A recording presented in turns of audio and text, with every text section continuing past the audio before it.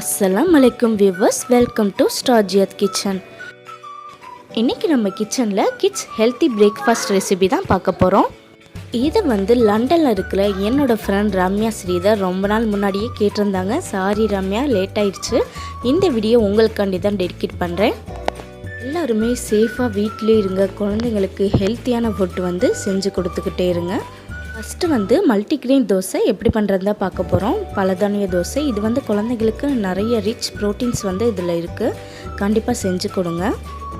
பவுல் எடுத்துக்கோங்க. அதில் 1 கப் சாப்பாடு அரிசி எடுத்துக்கோங்க.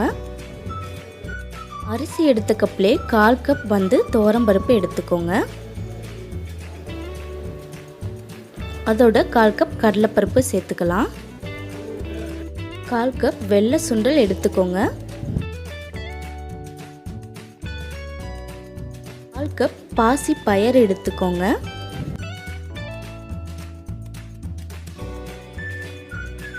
2 டீஸ்பூன் பாசி பருப்பு சேர்த்துக்கோங்க.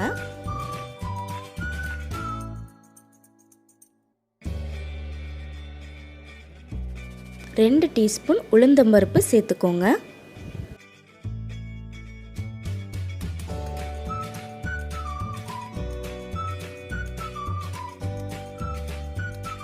இது எல்லாத்தையும் நல்லா வாஷ் பண்ணி ஒரு 6லேருந்து 8 மணி நேரம் ஊற வச்சுருங்க. இது ஒரு 6 மணி நேரம் ஊறட்டும். இப்போ நான் ஊற வச்சு 6 மணி நேரம் ஆச்சுங்க. இதை மிக்ஸி ஜாரில் போட்டுருங்க.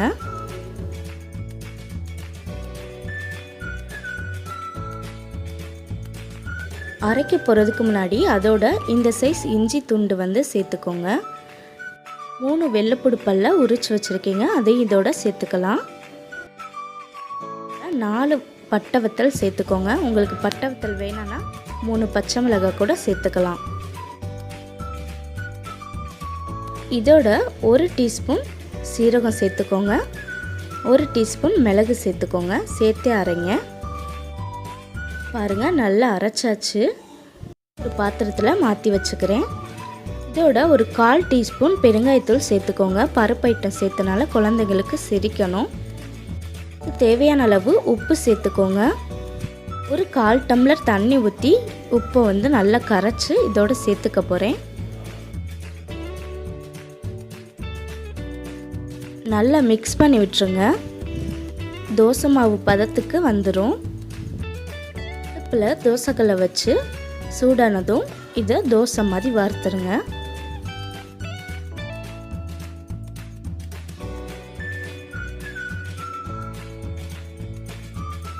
ஒரு டீஸ்பூன் எண்ணெய் சேர்த்துக்கோங்க.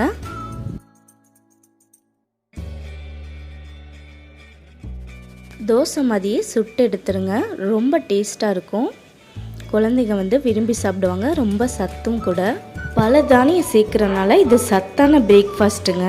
இந்த சூழ்நிலையில் குழந்தைங்களுக்கு நோய் எதிர்ப்பு சக்தி ரொம்பவே அவசியமான ஒன்று. இதில் நிறைய ப்ரோட்டீன் இருக்கிறனால நோய் எதிர்ப்பு சக்தி அதிகரிக்க நல்ல உணவுங்க இது. பாருங்கள், ரெடி ஆயிடுச்சு. இந்த மல்டிக்ரெயின் தோசையை எந்த சட்னியோடையும் உங்கள் குழந்தைங்களுக்கு கொடுக்கலாம். ரொம்பவே டேஸ்ட்டாக இருக்கும். உங்கள் குழந்தைங்க ஃபேவரட் சட்னியோட இந்த தோசையை செஞ்சு கொடுங்க. அடை தோசை மாதிரி டேஸ்ட்டாக இருக்குங்க. சூப்பராக இருக்கும். அடுத்து சிம்பிள் அண்ட் சூப்பரான முட்டை கலக்கி தோசை பார்க்க போகிறோம். ஒரு கிளாஸ் எடுத்துக்கோங்க. அதில் 1 கரண்டி இட்லி தோசை மாவு எடுத்துக்கோங்க. அதில் ஒரு முட்டையை உடைச்சி ஊற்றிடுங்க.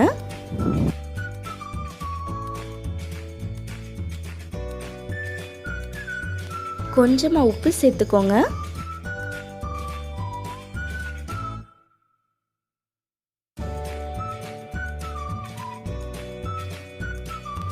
ஒரு டீஸ்பூன் பெப்பர் பவுடர் சேர்த்துக்கோங்க.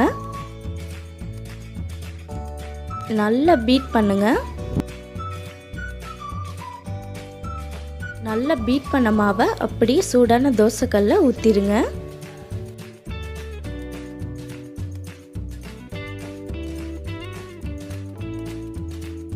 ஒரு டீஸ்பூன் எண்ணெய் சேர்த்துக்கோங்க.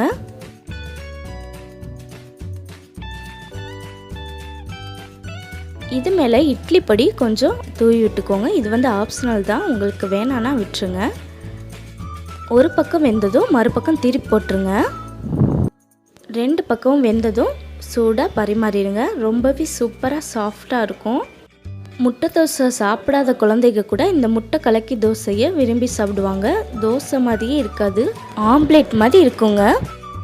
நல்ல சாஃப்டாக இருக்கிற முட்டை கலக்கி தோசை வந்து ரெடி ஆயிடுச்சு. இதை வந்து தேங்காய் சட்னியோட பரிமாறுங்க, சூப்பராக இருக்கும். கண்டிப்பாக இந்த 2 டிஷ்ஷையும் உங்கள் குழந்தைகளுக்கு செஞ்சு கொடுங்க. ஹெல்த்தியாக இருங்க, சேஃபாக இருங்க. ஸ்டார் ஜியாத் கிச்சன் சேனலை சப்ஸ்கிரைப் பண்ணி பக்கத்தில் உள்ள பெல் பட்டனை கிளிக் பண்ணிடுங்க. அப்போ தான் எங்களோட அப்டேட்ஸ் உடனுக்குடன் உங்களுக்கு நோட்டிஃபிகேஷனாக வரும்.